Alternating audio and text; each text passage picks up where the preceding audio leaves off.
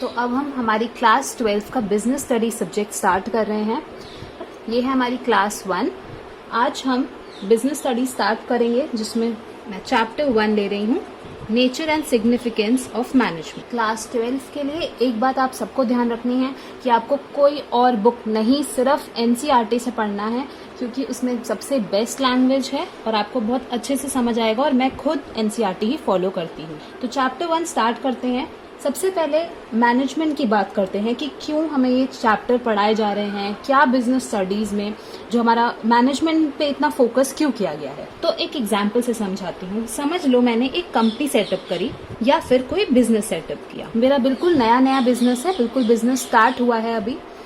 तो मैंने क्या किया, जब स्टार्ट हुआ बिजनेस, मैंने सब कुछ प्लान किया कि मैं कैसे बिजनेस को स्टार्ट करने वाली हूँ। तो उस दौरान जब मेरा बिजनेस चल रहा है, मेरी कंपनी चल रही है, मैंने कई चीज़ों का ध्यान दिया। क्या क्या चीज़ों का ध्यान दिया? मैंने जो अपने गोल सेट किए थे कि क्यों मैंने बिजनेस को बनाया है, कंपनी को बनाया है, उसका कुछ गोल सेट किया होगा, किसी रीज़न की वजह से ही कंपनी बनाई होगी। तो वो गोल सेट किया। जो मेरे एम्प्लॉयज़ थे, मेरी कंपनीज या बिजनेस में जो एम्प्लॉयज़ थे, उनका मैंने काफ़ी ख्याल रखा। उनको मैंने सही रेम्यूनरेशन दिया, उनको सही वेजेस दिए, उनसे काम बिल्कुल सही से करवाया, जो भी उनके राइट्स थे उनको दिए गए, उनको मोटिवेट किया, यानी कि बिजनेस में काफी ज्यादा मोटिवेशन था। ऐसे ही चलता चलता जब बिजनेस चल रहा था तो मैंने अपनी सोशल रिस्पॉन्सिबिलिटी का भी ध्यान दिया।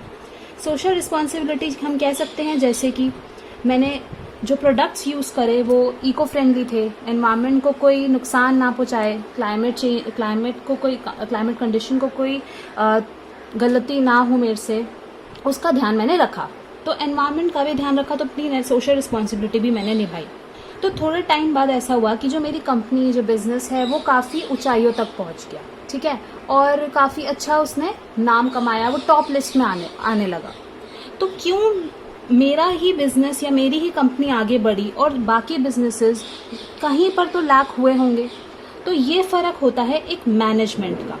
जब हम हमारी कंपनी या बिजनेस को मैनेज करते हैं इस तरीके से कि वो सक्सेसफुल होती है और अपना गोल कंप्लीट करती है, जो भी उसके ऑब्जेक्टिव्स होते हैं वो अचीव करती है, तो तभी बात आती है हमारी क्वालिटी ऑफ मैनेजमेंट।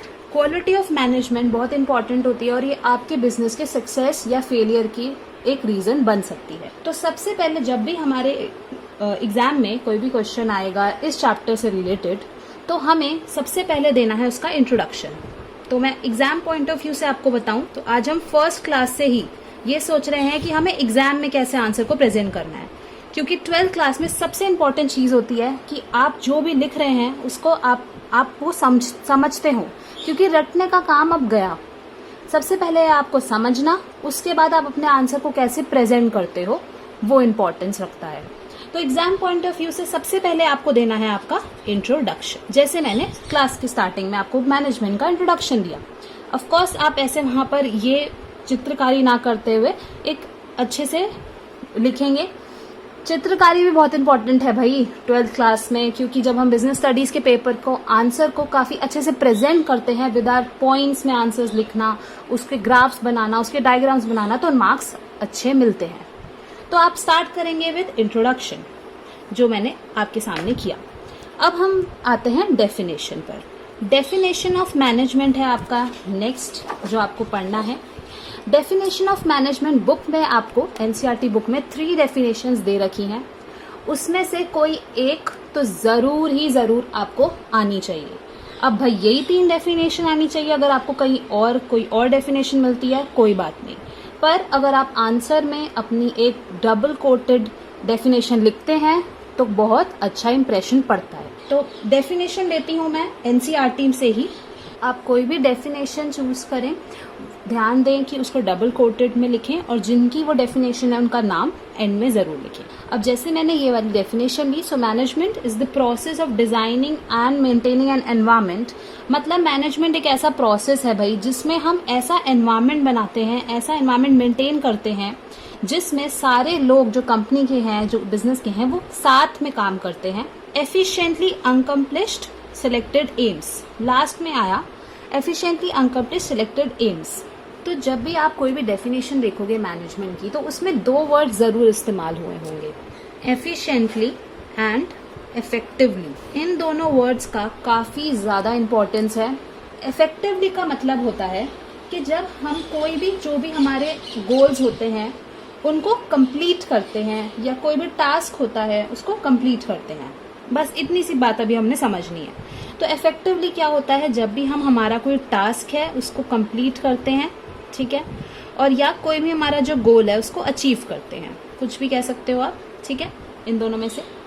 एफिशिएंटली का क्या मतलब? एफिशिएंटली का मतलब होता है कि जब भी हम हमारा कोई भी टास्क या गोल कंप्लीट करते हैं, अचीव करते हैं, तो जो भी रिसोर्सेज उसमें लगे होते हैं, जो भी कॉस्ट उसमें लगी होती है, वो जितनी हो सके कम लगी हो।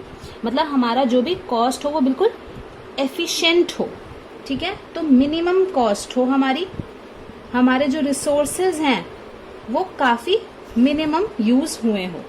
क्यों रिसोर्सेज मिनिमम यूज हुए हो? क्योंकि हमारे पास एक लिमिटेड रिसोर्सेज की प्रॉब्लम होती है। क्योंकि जब भी हम कोई भी प्रोडक्शन करते हैं तो हम उसके मटेरियल्स जो भी यूज कर रहे होते हैं उसमें काफी सारे रिसोर्सेज लगते हैं। जैसे कि अगर मशीनरी लग रही है, उसमें इलेक्ट्रिसिटी लग रही है, जो भी एम्प्लॉयज वहाँ काम कर रहे हैं उनकी सैलरी होती है, तो इतने सारे जो हमारे कॉस्ट होती है, इतने सारे जो रिसोर्सेज उसमें लग रहे हैं, वो जितना हो सके बिजनेस चाहता है कि कम लगे और जो एंड रिजल्ट हो वो बहुत अच्छा हो, ठीक है। तो ये मतलब होता है इफेक्टिवली एंड एफिशिएंटली, या आप कह सकते हो एफिशिएंटली एंड इफेक्टिवली। तो इफेक्टिवली जब हम कहते हैं तो हम बात कर रहे होते हैं हमारे एंड रिजल्ट की, मतलब हमारा जो एंड रिजल्ट है वो कैसा आया है। और जब हम एफिशिएंटली की बात करते हैं तो हमारी जितनी भी कॉस्ट लगी है वो मिनिमम लगी हो, ये हम कोशिश करते हैं। तो मैनेजमेंट हमें हेल्प करता है। ये एक ऐसा प्रोसेस है जो ऐसा एनवायरनमेंट बना के हमें देता है जहां पर सब लोग एक साथ काम करते हैं और उन गोल्स को अचीव करना चाहते हैं with minimum cost, effectively and efficiently, ठीक है। तो ये बात हुई डेफिनेशन की, और ये दो वर्ड्स बहुत अच्छे से आपको समझने हैं, कंफ्यूज नहीं होना है, बहुत सिंपल सी बात है, ठीक है। और जब हम बात करते हैं प्रोसेस की कि क्या प्रोसेस है, तो प्रोसेस इंक्लूड करता है, इस प्रोसेस ऑफ मैनेजमेंट को हम बहुत डीप में पढ़ने वाले हैं। और इवन हर प्रोसेस का जो भी मैं वर्ड्स यहाँ लिखने वाली हूँ उनके एक एक फुल चैप्टर्स हैं आपके सिलेबस में। तो प्रोसेस ऑफ मैनेजमेंट की जब बात होती है तो ये बात करता है प्लानिंग की, ऑर्गेनाइजिंग की, स्टाफिंग की, डायरेक्टिंग की एंड कंट्रोलिंग। इसके बारे में हम बिल्कुल बात करने वाले हैं, तो टेंशन नहीं लेनी। इस वीडियो के बाद सबसे पहला काम जो आपको करना है वो अपनी एनसीईआरटी बुक खोलनी है और इफेक्टिवली वर्सेस एफिशिएंसी टॉपिक तक सारी चीजें आपको पढ़नी है, एक एक वर्ड, क्योंकि इस वीडियो में वो सब कुछ मैंने कवर किया है।